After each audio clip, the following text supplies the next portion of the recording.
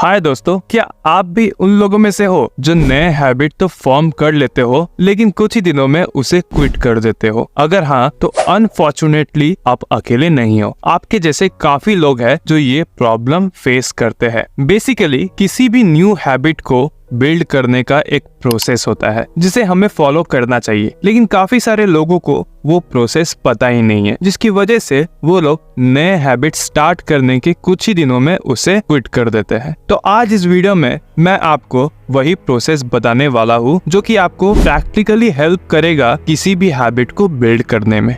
Number 1, there is no fix time period for habit building. हाँ, एकदम सही सुना आपने कि कोई फिक्स टाइम पीरियड नहीं है किसी हैबिट को बिल्ड करने के लिए, क्योंकि हर इंसान अलग होता है। कोई किसी हैबिट को जल्दी बिल्ड करता है तो किसी को काफी टाइम लगता है, लेकिन फिर भी हम लोग ये मानते हैं कि किसी भी न्यू हैबिट को डालने में 21 डेज लगते हैं, जो कि एक मिथ की तरह है। क्योंकि अगर हम थोड़े फैक्ट्स को देखें तो हमें पता चलता है कि मैक्सवेल मार्श, जो कि 1950 में एक प्लास्टिक सर्जन थे, उन्होंने नोटिस किया कि मोस्टली किसी बॉडी पार्ट की सर्जरी करने के बाद उनके पेशेंट्स को अपने न्यू बॉडी पार्ट या उसमें चेंज की आदत ऑलमोस्ट 21 डेज बाद होती है। फिर मैक्सवेल मार्श ने 1960 में एक बुक लिखी, साइको साइबरनेटिक, जिसमें उन्होंने लिखा था कि मिनिमम 21 डेज लगते हैं बिहेवियर चेंज या न्यू हैबिट बिल्ड करने के लिए। उन्होंने ये नहीं कहा कि ये हर पर्सन के लिए सेम अप्लाई होता है, लेकिन इस बुक को पढ़ने के बाद लोगों को लगा कि 21 डेज लगते हैं न्यू हैबिट बिल्ड करने के लिए, जो कि ऑब्वियसली एक मिथ था। इसके बाद भी कई मेथड्स आए, लाइक 66 डेज, 90 डेज या 254 डेज, लेकिन ये सही नहीं है। हमें एक फिक्स टाइम पीरियड पे डिपेंड होने की जगह एक गोल बना के रखना चाहिए, जो कि मैं आपको हैबिट नंबर 6 में बताऊंगा।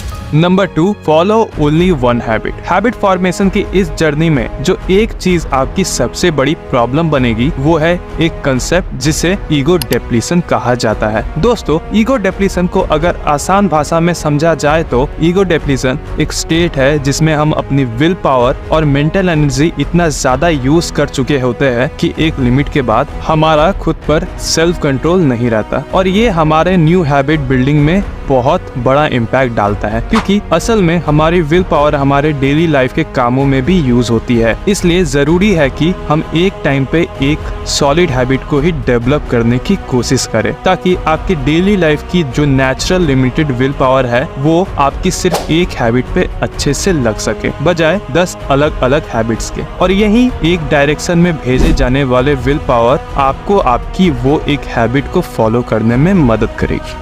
Number 3, don't break the chain. एक बार काफी फेमस कॉमेडियन जेरी साइनफील्ड ने एक न्यू कॉमेडियन को एक वैल्यूएबल एडवाइस दी कि रोज एक ऑलरेडी फिक्स टाइम निकाल के रखो अपने न्यू जोक्स को लिखने के लिए, लेकिन जो चीज तुम्हें फॉलो करनी है वो ये है कि तुम्हें एक भी दिन मिस नहीं करना है, चाहे तुम उसे करने के मूड में हो या नहीं। क्योंकि हर साल की शुरुआत में जेरी साइनफील्ड अपने वॉल पर एक कैलेंडर टांगते हैं पूरे साल के लिए, और रोज एक न्यू जोक लिखने के बाद जेरी उस डे को रेड मार्कर से क्रॉस करते हैं, और उनका गोल यही रहता है कि ये चेन ब्रेक ना हो, क्योंकि रोज अपनी आंखों के सामने कैलेंडर पर मार्किंग की साइन की लगातार एक चेन आपको इनकरेज करती है कि आपको रोज ऐसे ही काम करना है और इस प्रोडक्टिव चेन को ब्रेक नहीं होने देना। साथ ही ये चीज आपको सभी एक्सक्यूजेस से बचाए रखेगा जो हम सबको ऑलमोस्ट फेस करनी पड़ती है।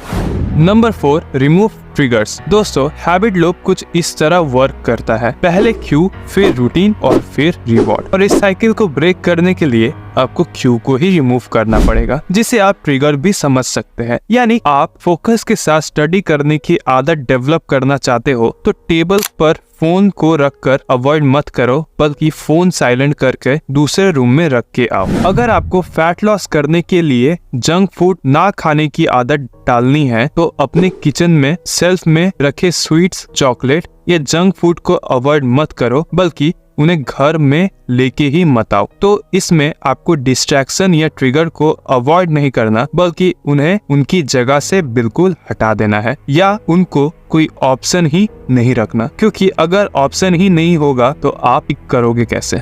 Number 5, add your new habit in your routine. एक हैबिट को आपको कभी भी किसी को देखकर या ट्रेंड में आकर फॉलो नहीं करना चाहिए, बल्कि आपको अपनी इस न्यू हैबिट को अपने रूटीन या अपने बिहेवियर का एक हिस्सा बना लेना चाहिए। और इसको फॉलो करने के लिए आप बीजे फॉग का टाइनी हैबिट्स कॉन्सेप्ट फॉलो कर सकते हैं। इसमें बीजे फॉग रिकमेंड करते हैं कि आप अपने न्यू हैबिट को उन चीजों के साथ ऐड करो जो चीजें आप डेली करते हैं। अब ये हैबिट कुछ भी हो सकती है। एग्जाम्पल, सुबह ब्रश करते टाइम खुद से बोलो कि अब ब्रश करने के बाद टाइम है डे प्लानिंग या जर्नल लिखने का। अपने तकिए के साइड में एक बुक रखो ताकि आपका ये रूटीन रहे कि बेड पर लेटने के बाद और सोने से पहले आपको बुक रीड करनी है। क्योंकि अगर हम सिर्फ एक न्यू हैबिट के लिए अपने पूरे रूटीन को चेंज कर देंगे तो उसकी हमें आदत नहीं होगी, बल्कि इस रूटीन चेंज की वजह से हम क्विट भी कर सकते हैं। इसलिए अपने हिसाब से अपने रूटीन में अपने हैबिट को सेट करो।